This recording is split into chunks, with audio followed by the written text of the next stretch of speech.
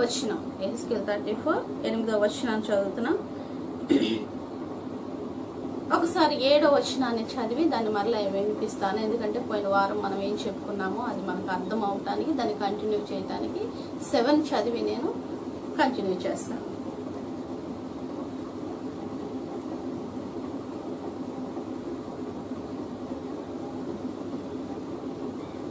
నా గొర్రెలు పర్వతములన్నిటి మీద ఎత్తైన ప్రతి కొండ మీదను తిరుగులాడుచున్నవి.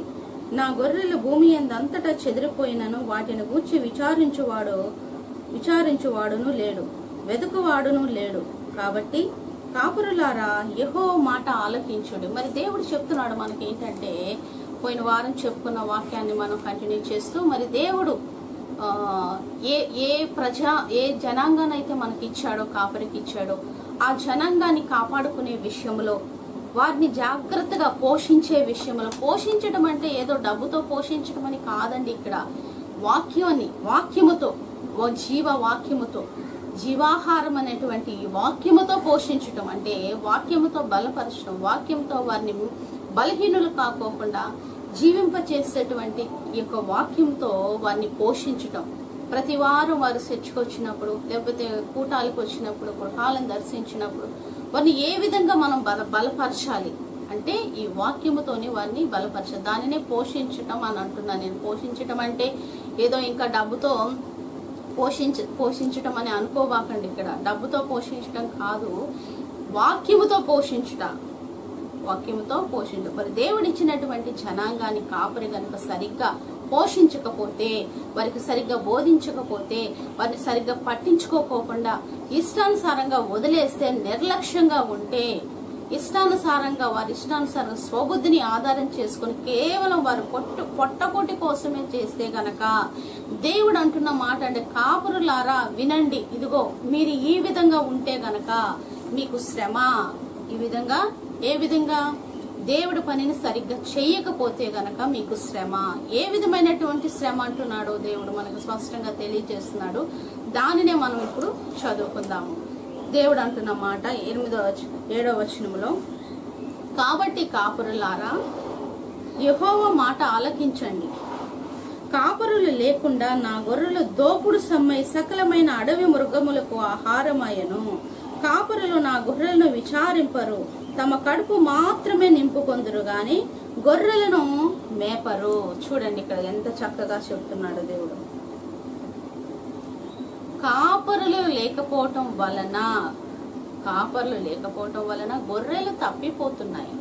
ఇందాక పోయిన వారం చెప్పుకున్నాం మనం. మరి వచ్చిన వాళ్ళు కూడా అప్పుడప్పుడే నమ్ముకుంటున్న ప్రజలు కానీ, లేకపోతే అప్పుడప్పుడే దేవుడి యందు విశ్వాసం ఉంచి దేవుని దగ్గరికి వస్తున్న ప్రజలు కానీ, లేకపోతే అంతకుముందు ఉన్న విశ్వాసులు గాని, వీళ్ళ యొక్క విశ్వాసం సల్లారిపోవటానికి, వీరందరూ కూడా దేవుని నుంచి తప్పిపోవటానికి కారణం ఏంటంటే, కాపరి సరిగ్గా వారిని అంటే వారిని పోషించకపోవటం, వాక్యముతో సరిగ్గా వారికి బోధించకపోవటం, వారిని సరిగ్గా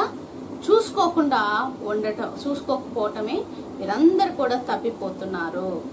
వచ్చే వాళ్ళని ఎవరన్నా హిందూస్ కానీ, లేకపోతే ఎవరన్నా సరే ముస్లిమ్స్ కానీ, హిందూస్ కానీ, ఎవరన్నా యేసుక్రీస్తుని తెలుసుకుని మన దగ్గరకు వస్తున్నప్పుడు, సంఘానికి వస్తున్నప్పుడు, లేదా నీకు పరిచయం అయ్యి వారిని వచ్చి నీకు బాధలు చెప్పుకుంటున్నప్పుడు, లేకపోతే సంఘానికి వారం వస్తున్నప్పుడు వారికి మనం ఆంక్షలు అనేవి పెట్టకూడదు. ఫస్ట్ ఆఫ్ ఆల్ పాయింట్ గుర్తుంచుకోవాలి. ప్రతి కాపరి ఎటువంటి ఆంక్షలు వారికి పెట్టకూడదు. ఆంక్షలు అంటే ఇక్కడ వారు హందవులకి ఏ సాంప్రదాయాలు ఉన్నాయో ఆ సాంప్రదాయాల జోలికి వెళ్లకుండా, అంటే బొట్టు పెట్టుకుంటారు, పూలు పెట్టుకుంటారు, అటువంటి వాటి జోలికి వెళ్ళకోకుండా వచ్చేవారిని రానివ్వాలి. ఒకవేళ గనక నువ్వు ఆంక్షలు పెడితే వారు తప్పిపోతారు, వచ్చేవాళ్ళు కూడా రారు. ఎవరైనా ఏ మతం వాళ్ళైనా మనం ఆంక్షలు పెట్టడానికి సరిపోము. అసలు ఆ ఆంక్షలు అనేది ప్రతి ఒక ఏమంటారు, కాపరి చేసే పని ఏంటంటే యేసుక్రీస్తు ఏ విధంగా బోధించాడు, యేసుక్రీస్తు ఏ విధంగా సువార్త ప్రకటించారు, ఇదిగో దేవుని రాజ్యం సమీపిస్తుంది, మీరందరూ కూడా మారు మనసు పొందండి అని యేసుక్రీస్తు ఏ విధంగా ప్రకటించారో అలాగే మనం కూడా మారు మనసు గురించి ప్రకటిస్తూ యేసుక్రీస్తు గురించి ప్రకటిస్తూ ఆ ప్రజలను, ఏ ప్రజలను, దేవుడు నీకు ఇచ్చిన ప్రజలను, ఆ సంఘాన్ని నువ్వు కాపాడుకుంటూ వారు తప్పిపోకుండా చూసుకోవాలి. వారు తప్పిపోకుండా చూసుకోవాలి. ఇక్కడ ఏమంటున్నాడో చూడండి, కాపరులు లేకే తప్పిపోతున్నారంట. కాపరులు లేకనంటే ఇక్కడ ఇప్పుడు మనం చూస్తున్నట్లే ఈ మాటను మనం హైలైట్ చేస్తూ కాపరులను చూస్తే కాపరులు ఎంత మంది అంటే దేవుని పిలవని వారు కూడా కాపరులుగా చెప్పుకుంటూ సెలామణి అయిపోతున్నారు.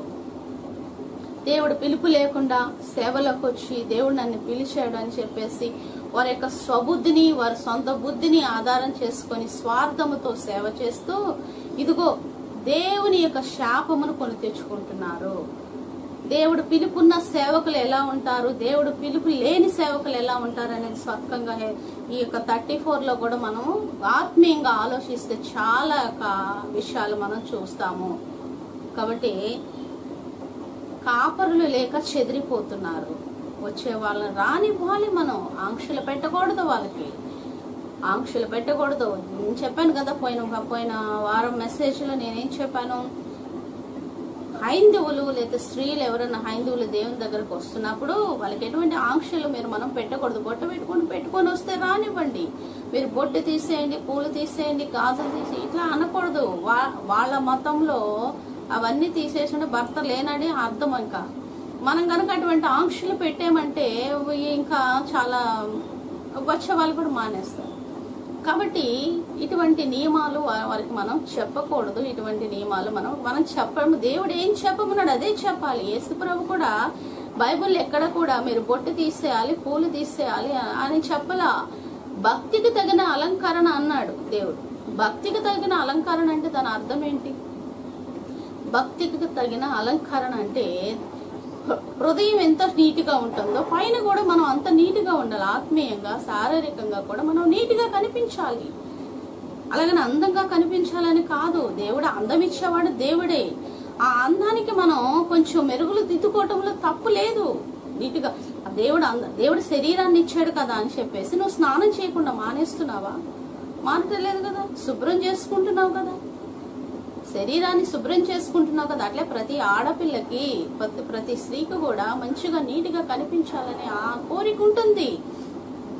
దాన్ని మనము అడ్డుకొని మీరు అలా చేయకూడదు, ఇలా చేయకూడదు అని కాపర్లు చెప్పకూడదు. వారికి భక్తి ఎక్కువైనప్పుడు ఆత్మీయ భక్తులకి వాళ్లే వచ్చేస్తారు. పరిశుద్ధాత్ముడు వాళ్ళు ఉంటే ఆత్మీయంగా వాళ్ళకి ఆలోచన ఇచ్చి ఆత్మీయ అలంకరణ ధరించుకునేలా చేస్తాడు.